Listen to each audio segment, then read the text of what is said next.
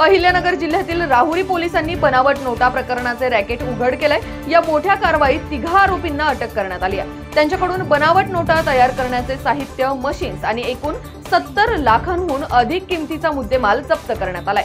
राहुरीत बनावट नोटा सापडल्याने एकच खळबळ उडाली आहे।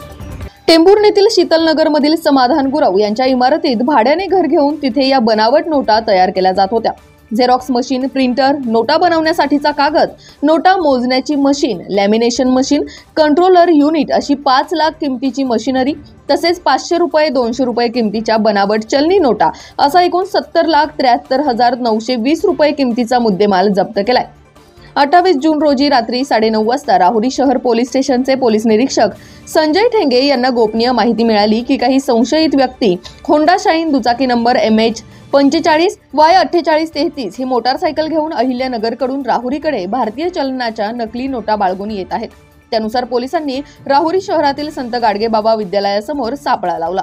संशयित पप्पू उर्फ प्रतीक भारत पवार हा सोलापूर येथील रहिवासी आहे, तर राजेंद्र कोंडिबा चौगुले आणि तात्या विश्वनाथ हजारे हे दोघे कर्जत तालुक्यातील आहे।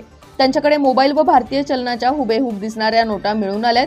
पोलीस निरीक्षक संजय ठेंगे यांनी लगेच ॲक्सिस बँक मॅनेजर कैलास वाणी यांना बोलावून सदर नोटा तपासल्या असता त्या बनावट असल्याचं स्पष्ट झालंय। त्यांनी या नोटा टेंभुर्णी येथे तयार केल्या जात असल्याची माहिती दिली। त्यानंतर पोलिसांनी तेथे छापा टाकून नोटा आणि त्या तयार करण्याचे साहित्य जप्त केलं। अशाच ताज्या आणि महत्त्वपूर्ण घडामोडींसाठी पाहत रहा राष्ट्र सह्याद्री न्यूज। राष्ट्र सह्याद्री न्यूजला लाईक करा, शेअर करा आणि सबस्क्राईब करा।